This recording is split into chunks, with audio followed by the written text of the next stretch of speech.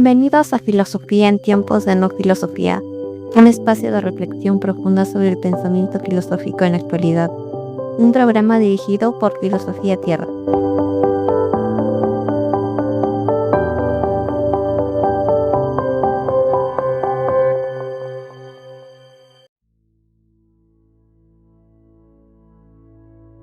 Bienvenidos al episodio 217 y vamos a empezar con el día 1, que es hablando de qué es el conocimiento, porque estamos en esta serie de la epistemología este mes.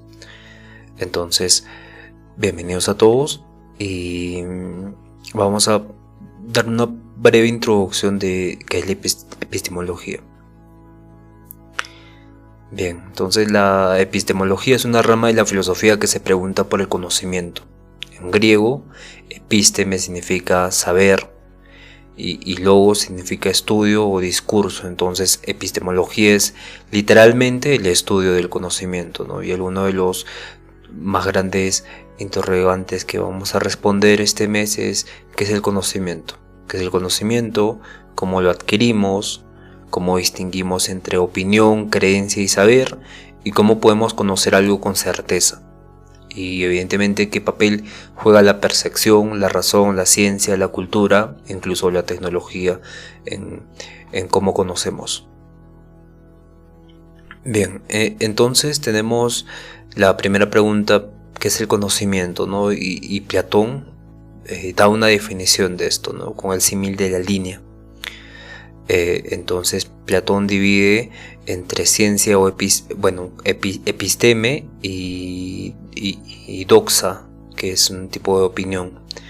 El mundo sensible es la doxa, el mundo material, y el mundo de las ideas es la episteme.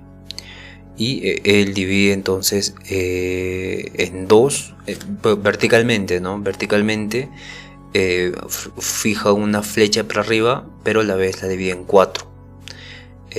Hace una línea en el medio y separa el mundo de las ideas y el mundo material sensible. Y después nos dice, también tienes que separar en dos esto. El mundo de las ideas las divides en dos y el mundo material en dos. Entonces, en la base de todo está la imaginación o la icasía, que es la parte más baja del conocimiento, que se basa en sombras, reflejos, apariencias, y aquí está menciona Platón, que es las sombras y las cosas verdaderas, ¿no? Ver el reflejo de un árbol en el agua y pensar que es el árbol real. Entonces equivale al mundo de las ilusiones y la percepción superficial. Y luego viene la creencia, que es pistis, que es el conocimiento basado en lo que vemos físicamente, cosas sensibles. Aquí ya no estamos en sombras, sino que son los objetos del mundo físico, ¿no? Ver el árbol real, tocarlo, medirlo y demás, ¿no? Aunque es más confiable, sigue siendo una forma imperfecta para Platón de conocimiento, porque el mundo sensible cambia y engaña. Y luego estas dos primeras partes a lo que Platón va a llamar doxa o opinión en general, ¿no? Y no hay un conocimiento verdadero, solo es una opinión, porque el alma está atada a lo que cambia, a la apariencia. Y luego si vamos ya al mundo de las ideas, pero igualmente vimos que se divide en dos. Entonces ahí viene el pensamiento discursivo o la dianoia, ¿no? Que es el conocimiento racional, pero todavía depende de lo sensible, como las matemáticas. Las matemáticas se encuentran acá. Se usa la hipótesis, las deducciones, el razonamiento lógico. Aquí el conocimiento es más verdadero, pero aún no se accede a la realidad última, ¿no? Y luego de este conocimiento del pensamiento discursivo llega el conocimiento puro, la inteligencia, la noesis, que es el nivel más alto del conocimiento, ¿no? Y es el acceso a las ideas, a las formas perfectas, especialmente la idea de bien, ¿no? No se basa en los sentidos, sino que en la contemplación pura del alma, ¿no? Y este es el conocimiento filosófico supremo, el que permite que la verdad de las cosas sean tal como son, ¿no? Entonces divide en 4 el conocimiento: la imaginación, reflejos, sombras como eicasia, la pistis, la creencia basada en lo sensible, eso por el mundo de las formas, el fondo material, y luego se abre el panorama para el mundo ideal, las formas perfectas. Está el pensamiento matemático, después está el conocimiento puro o las ideas. Entonces, ¿qué quiere decir Platón con esto, no? Que no todo lo que creemos es conocimiento, y que el verdadero conocimiento no se alcanza con los sentidos, sino con el alma, que se eleva al mundo de las ideas. Pero vimos nosotros en la actualidad que las matemáticas son lo más último, son la ciencia última que hemos podido alcanzar. Entonces faltaría una herramienta más para llegar al mundo de las ideas, ¿no? Y entonces la filosofía es el camino para pasar de la opinión, que es doxa, a la episteme, que es saber o ciencia, ¿no? Muchos lo consideran ciencia, pero vimos que la ciencia está en el plano de la dianoia, el pensamiento matemático, que es antepenúltimo al conocimiento puro, la noesis, el conocimiento perfecto. Bien, entonces aquí se discute, ¿no? ¿Qué se necesita para que algo sea considerado conocimiento, ¿no? Entonces la episteme tradicional ha identificado 3 condiciones básicas para que algo sea un conocimiento, sea considerado un conocimiento. Por ejemplo, la creencia, porque no se puede conocer algo sin creerlo, ¿no? La creencia es importante porque la creencia nos permite darle realidad a lo que vemos, y hay una correlación con lo que vemos y sentimos, y hay una creencia, y el conocimiento implica esta actitud psicológica hacia una proposición. Si alguien dice: sé que la Tierra gira alrededor del Sol, se entiende que cree en esa afirmación, ¿no? Y no puedes decir: yo sé que el universo es infinito, si en realidad no lo crees, porque eso sería contradictorio. Entonces la creencia juega un papel muy importante. Igualmente tenemos la creencia más refinada, más explícita en el tercer Wittgenstein, sobre la certeza, ¿no? Que menciona que la certeza es la creencia en algo que no puede dudarse, o sea, que tiene que ser tan evidente que no podamos dudar siquiera, ¿no? Entonces está relacionada con este conocimiento certero, basado en una creencia. Luego tenemos la verdad, ¿no? Que es el conocimiento. Ese conocimiento, cualquier conocimiento debe ser verdadero, ¿no? No todo lo que creemos es necesariamente cierto. Puedes creer con sinceridad en algo, pero si estás equivocado no es un conocimiento, no es un error. Si alguien cree que el Sol gira alrededor de la Tierra, tiene una creencia, pero no tiene conocimiento, porque esta creencia es falsa. Porque nosotros giramos alrededor del Sol, no pasa al revés, aunque creamos aparentemente que el Sol está girando alrededor del planeta. Y hasta cierto punto empíricamente tiene razón, ¿no? Porque percibimos eso. Luego tenemos la justificación, pero vimos que es una creencia, no es una verdad. Entonces la verdad es que giramos alrededor del Sol. Y luego viene la justificación, que debe haber buenas razones para sostener esa creencia. No basta con tener suerte o hacer una suposición correcta, necesitamos una base sólida, o sea, evidencia, argumentos, pruebas, experiencia, una autoridad confiable que nos mencione esto. Entonces, si digo mañana va a llover y llueve, pero lo dije sin mirar el pronóstico ni tener referencia alguna, ninguna pista, entonces no lo sabía, solo hacerte por azar. Entonces esta justificación conlleva un tipo de argumento, prueba, experiencia y demás, ¿no? Entonces la fórmula tradicional de conocimiento en general es creencia, verdad, justificación. Es la tríada del conocimiento: creencia, verdad y justificación. Bien. Entonces, en la actualidad, el filósofo Edmund Gettier de 1963 plantea tres condiciones. No siempre estas tres no garantizan el conocimiento. Mostró que es posible tener creencias verdaderas y también justificadas, sin embargo parecen ser puro azar, ¿no? Un ejemplo: ves un reloj en la pared que marca las 3 y es verdad que son las 3, marca las 3 y tú crees que es las 3, ¿no? Pero el reloj está roto desde ayer, o justo hoy por casualidad marca la hora correcta, o cualquier cosa pasa. Entonces tu creencia era verdadera y justificada, pero realmente no sabías la hora correcta, ¿no? Porque puede haber cierta variación, la pila no se podía cambiarse y demás. No es un conocimiento exacto. Entonces llega a la conclusión de que conocer no es simplemente acertar, ¿no? Conocer es creer en algo que es verdadero y además tener una razón válida para creerlo, ¿no? Y esto nos obliga a pensar cuidadosamente qué consideramos evidencia, qué es evidencia y cómo justificamos nuestra creencia y qué entendemos por verdad. Bien, entonces, a lo largo de la historia, los filósofos han propuesto diferentes teorías para explicar cómo adquirimos el conocimiento, ¿no? Aquí veremos tres de las principales corrientes. Tenemos al empirismo, al racionalismo y al constructivismo, ¿no?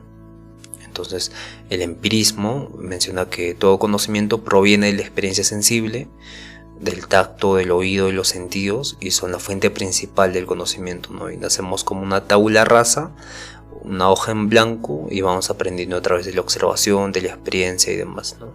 Los principales representantes son John Locke y David Hume.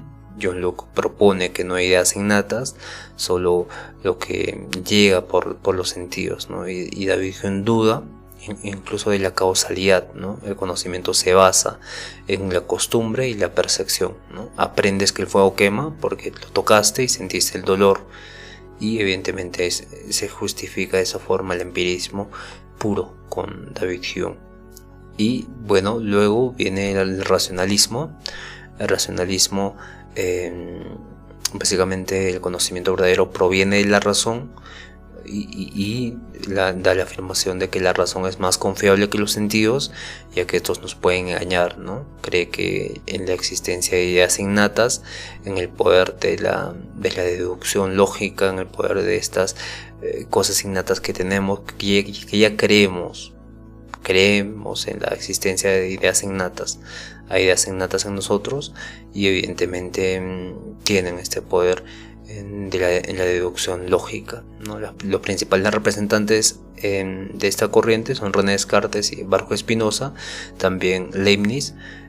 Como hemos visto, René Descartes pone al hombre al centro del conocimiento con el cogito ergo sum, pienso luego existo, y propone que podemos llegar a verdades seguras usando la razón, ¿no? Como base de la única certeza que tenemos, que es el hombre, ¿no? Esa capacidad para dudar, para pensar. Luego viene Baruch Spinoza y Gottfried Leibniz, que desarrollan sistemas racionales a partir de principios lógicos, ¿no? Sabes que 2 más 2 es 4 sin necesidad de contar con los dedos, ¿no? Lo entiendes con la mente simplemente. Y evidentemente esto conlleva un tipo de experiencia, pero experiencia de haber estudiado los números, pero lo que dicen los racionalistas es que no necesitamos experimentar sumar 2 dedos más 2 dedos para contarlos 1, 2, 3, 4, sino que ya hay estas ideas innatas que se aprenden en nosotros, ¿no? Por deducción lógica, por ideas innatas que ya estarían predeterminadas en nuestra mente, y evidentemente ya daría un resultado verdadero. Luego viene el constructivismo, ¿no? El constructivismo se construye activamente, ¿no? Plantea que no recibimos pasivamente información del mundo, sino que interpretamos, organizamos y construimos el conocimiento desde nuestra propia experiencia, ¿no? Y combina elementos del empirismo y el racionalismo, pero con un enfoque más dinámico y más psicológico, ¿no? Los principales representantes aquí son Immanuel Kant y Jean Piaget, ¿no? Immanuel Kant propone que la mente estructura la experiencia con espacio, tiempo y las categorías. Y Jean Piaget en educación menciona que el conocimiento se construye a través de la integración con el entorno. Entonces un niño no aprende qué es la gravedad solo por caerse una vez. Lo construye con ensayo, error y una comprensión progresiva de que la gravedad hace que las cosas se caigan. Este constructivismo trata de solucionar, ¿no? Combinar el problema del empirismo y el racionalismo, pero con un enfoque más dinámico y más psicológico, más subjetivo, ¿no? Plantea que no recibimos información del mundo pasivamente, sino que la interpretamos, organizamos, construimos el conocimiento desde nuestra propia experiencia. Bien, y en este sentido hay muchos ejemplos que podemos hacer. Por ejemplo, el empirismo. Todo lo que sé lo aprendí a través de los sentidos. Un niño toca la estufa caliente por primera vez y se quema, y a partir de esa experiencia de dolor aprende que el fuego quema, ¿no? Y la interpretación empirista mencionaría que sé que el fuego quema porque sentí, lo aprendí con la experiencia que el fuego quema. Y evidentemente el racionalismo verdadero proviene de la razón, no de los sentidos, no como el empirismo. El racionalismo menciona que el conocimiento proviene de la razón y bueno, sabes que todos los triángulos tienen 3 lados, sin necesidad de mirar uno siquiera. Y puedes deducirlo lógicamente solo con pensar en la definición de triángulos. Entonces no necesito ver todos los triángulos del mundo para saber esto, ¿no? Lo deduzco por la definición o por la universalidad de un triángulo. Y luego tenemos el constructivismo, donde está Kant, ¿no? Que menciona que el conocimiento se construye activamente un tipo de experiencia y reflexión, ¿no? Un tipo de combinación de ambos. Un estudiante aprende qué es la gravedad no solo porque ve caer objetos al piso, sino porque experimenta, pregunta, analiza y relaciona con otras ideas, ¿no? Peso, aceleración, espacio. Entonces no solo recibe la información, sino que la interpreta y la construye a través de su comprensión personal. Entonces aprende que la gravedad es una combinación de experimentación y preguntas y reflexión sobre cómo funciona. Y ya así ya no necesita experimentar para conocer que todas las cosas se caen, pero tampoco no necesita pensar que es así, sino es una combinación de ambos que constituyen ya su forma de ver el mundo, su forma de realidad. Y en este sentido tenemos que ver que estas tres formas de conocimiento, de cómo se construye el conocimiento, son importantes. Bien, entonces vamos a hablar un poco de la evolución histórica, de cómo ocurre esto a lo largo de la historia y hasta la actualidad. Bien, entonces vamos a ver el proceso histórico que sucede, ¿no? Primero Sócrates aparece y decía: solo sé que nada sé, y se le consideraba un sabio por los oráculos, pero además de eso Sócrates tenía un lema: conócete a ti mismo y conocerás la verdad y los dioses, ¿no? A los dioses. Y en este sentido, como decía, Sócrates no escribió nada y enseñaba dialogando en la calle, haciendo preguntas y desarrollándolas con las respuestas que daban, ¿no? La mayéutica socrática, ¿no? Y creía que todos tenemos la verdad dentro y solo necesitamos descubrirla mediante el razonamiento. Por eso desconfiaba de la opinión superficial y buscaban la profundidad de cada uno. Por ejemplo, no le interesaba que le digas la valentía es pelear. Él quiere razones para pensar qué es valentía en sí misma, ¿no? pero que surja de uno mismo, porque él tenía este pensamiento de que creía que todos tenemos la verdad dentro, el conocimiento verdadero está dentro de nosotros mismos. Y en este sentido también se puede ver que Sócrates ha sido un pilar fundamental para Platón, ¿no? Porque Platón hablaba de la reminiscencia. La reminiscencia es el conocimiento que viene de vidas pasadas, ¿no? Es el récord. Bueno, mencionaba Platón que nosotros ya conocemos todas las cosas, pero solo nos recordamos las cosas, ¿no? Cuando aprendemos algo o cuando surge esta respuesta de la mayéutica socrática como una idea nueva, esa idea ya estaba dentro de nosotros, pero apareció en esta vida, ¿no? Como un tipo de el conocimiento por reminiscencia, el conocimiento por experiencias pasadas o conocimientos previos que ya teníamos antes y que las recordamos hoy. Y entonces con Platón vemos que él ya escribió todos los diálogos de su maestro Sócrates y pensaba que el mundo sensible cambiaba y engañaba y que solo las ideas perfectas, bueno, el mundo de las ideas era las que tenían el conocimiento verdadero, ¿no? Y se accedía a este mundo de las ideas mediante la razón, que era el logos, pero no un logos cualquiera, ¿no? Razón de pensar, razonar, sino este conocimiento propio de uno mismo vinculado con un tipo de intuición intelectual. Él dice intuición intelectual. Esta intuición intelectual conlleva un tipo de ir más allá de solamente la parte racional, ir un poco más a la parte innata de uno mismo, pero conectar con esa parte intuitiva de conocimiento profundo de las cosas. Y por ejemplo, no ves muchos caballos distintos, pero solo con la mente entiendes la idea de caballo como una idea perfecta. Y ver de ese modo es sumamente difícil, porque tú ves caballos y la razón entra en juego y te dice este caballo es diferente al otro, porque tiene este color diferente, este tamaño diferente, esta forma de caminar diferente. Entonces todo esto constituye un juego de la razón, ¿no? Pero ir más allá de esto constituye ir a la idea de caballo, ¿no? Como una intuición intelectual donde abstraes a todos los caballos y los ves como una unidad.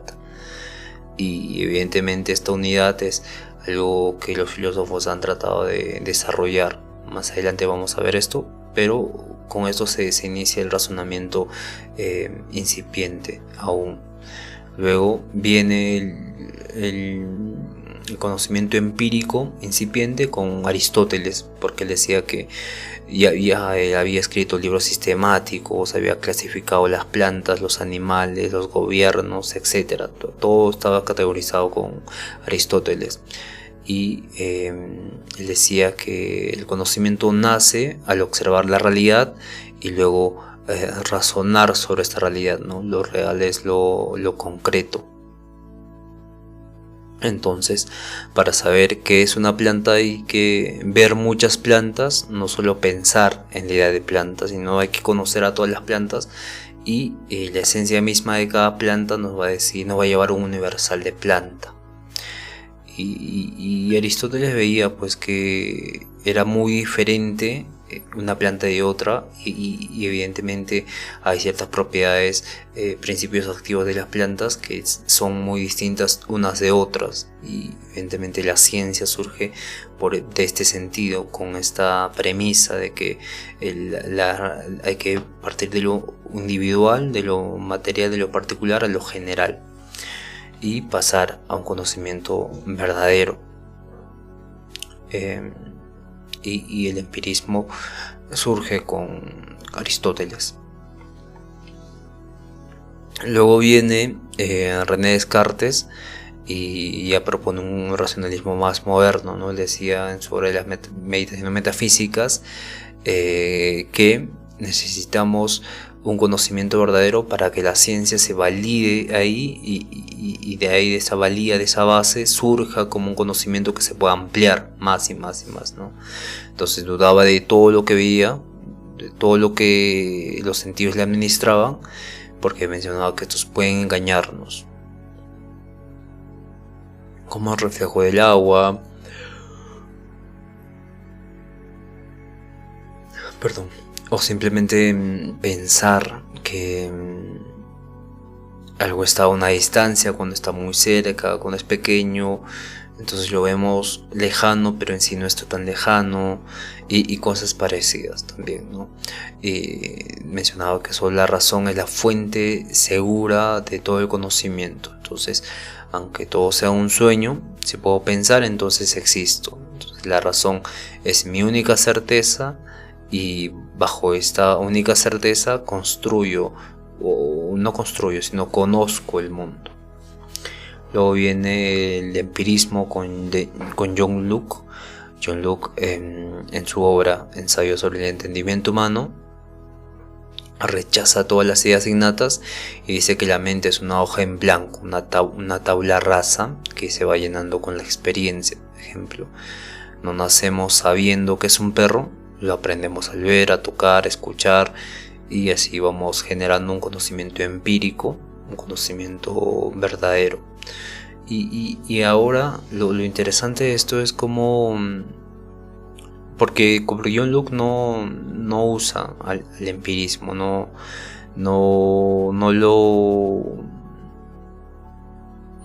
empirismo no, Aristóteles no lo menciona mucho.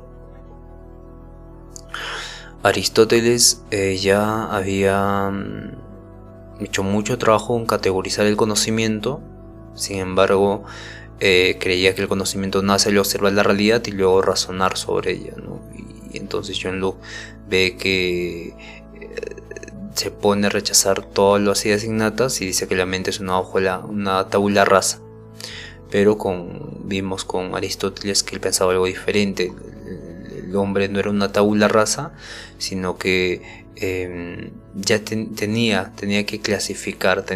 Innatamente el hombre ya conocía estos universales. Al experimentar con estos experimentales, al investigar los particulares, ya podía conocer lo universal. Pero ese conocimiento del universal ya estaba incluido en el hombre, ¿no? Pero con John Locke es puramente empirista y mencionaba que solo con la experiencia podemos llegar a conocer lo universal. No existe un conocimiento innato, y evidentemente esto más adelante con Kant se complica un poco, ¿no? Porque hay un problema muy fuerte con el empirismo y el racionalismo, porque con Leibniz se ve que las matemáticas, por ejemplo, no existen en la realidad, ¿no? El 2 más 2 es abstracto, no está acá. No hay algo que nos diga que 2 más 2 es 4, sino que solo lo razonamos de forma innata. Y como Leibniz era matemático y filósofo, decía que hay verdades que no se derivan de la experiencia, sino que ya están en nuestra mente, ya están en la mente, como es la lógica y las matemáticas. Algo que también no hablamos es los principios lógicos de Aristóteles, ¿no? Que son 4: el principio de identidad, el principio de no contradicción, el principio de tercio excluido y el principio de razonabilidad, ¿no? Y en ese sentido, no vamos a profundizar con esto. Bueno, vamos a profundizar de todas formas, ¿no? El principio de identidad es que una cosa sea esa cosa, no puede ser diferente, ¿no? Un jarrón va a ser un jarrón y corresponde a la realidad, ¿no? El principio de no contradicción: un jarrón no puede ser una taza, no puede ser una cuchara. El principio de no contradicción: un jarrón sirve para un recipiente de agua, no puede servir para tomar agua, para coger agua, para tomar agua a la vez, ¿no? Simplemente tiene esta función, ¿no? Puede ser un jarrón para este uso, o puede ser un jarrón y no puede ser cualquier otra cosa, una cuchara y demás, ¿no? No se puede contradecir a sí mismo, no puede ser una olla, por ejemplo. Y este principio de tercio excluido, bueno, tenemos el principio de identidad, el principio de no contradicción, el principio de tercio excluido. Menciona que no puede ser algo distinto de lo que es, ¿no? Si no sería una contradicción. Y el principio de tercio excluido menciona que esto no puede ser un lápiz, no puede ser algo diferente a lo que es, ¿no? Sirve para el agua o no sirve para el agua. No puedes tener una tercera lógica, que es otra cosa distinta a lo que es, ¿no? Y el principio de razonabilidad, que es el principio de la razón suficiente, ¿no? De que las cosas se mantienen de tal modo que se perciben ahí, ¿no? La razón suficiente tiene que ser ahí. El jarrón tiene que ser un jarrón, no, y no puede ser otra cosa que no sea un jarrón y su función de servir agua. Y esto evidentemente constituye a toda la realidad. Y este principio lógico es y algo innato en nosotros, y algo que por lógica nosotros no dudamos de esto. Ya está ahí como algo dado. Por ejemplo, el plumón no lo puedo usar como cuchara, porque lógicamente no constituye eso, ¿no? Y, por ejemplo, con Leibniz, las lógicas y las matemáticas son muy importantes porque él mencionaba que ya estarían en la mente. Un ejemplo de esto es que sabemos que 2 más 2 es 4 sin necesidad de contar piedras, ¿no? Es una verdad racional. Y luego viene el empirista por excelencia, David Hume, y con un empirismo radical, ¿no? Decía en investigaciones sobre el entendimiento humano, ya no es con Luke, ¿no? El ensayo sobre el entendimiento humano, y vimos cómo los empiristas hablan del entendimiento humano, ¿no? Tratan de responder el entendimiento humano desde diferentes perspectivas. Y David Hume decía que incluso las ideas de causa y efecto son simplemente costumbres mentales y no certezas. No es algo certero que algo sea el efecto de algo, ¿no? Sino es una costumbre mental que tenemos incluida en nosotros. Entonces, solo porque el sol ha salido 1000 veces no garantiza que salga mañana. No lo sabemos con certeza. Entonces, esa parte de incertidumbre es la que corresponde a la base para decir que las causas y efectos son costumbres mentales, ¿no? Lo suponemos nada más. Y luego viene Immanuel Kant, que constituye un giro copernicano del conocimiento, de la filosofía. Es el Copérnico de la filosofía, porque menciona que ni los empiristas tienen razón ni los racionalistas tienen razón. Entonces él es el primero que sintetiza esto y lo hace de una forma brillante. Bueno, en la crítica de la razón pura, Kant quería resolver el conflicto entre estos dos bandos y dijo que la experiencia es necesaria, pero está organizada por estructuras mentales que ya traemos en nosotros mismos: espacio y tiempo como formas a priori de la sensibilidad, y las categorías como formas innatas en nosotros mismos, ¿no? Vemos eventos, pero nuestra mente,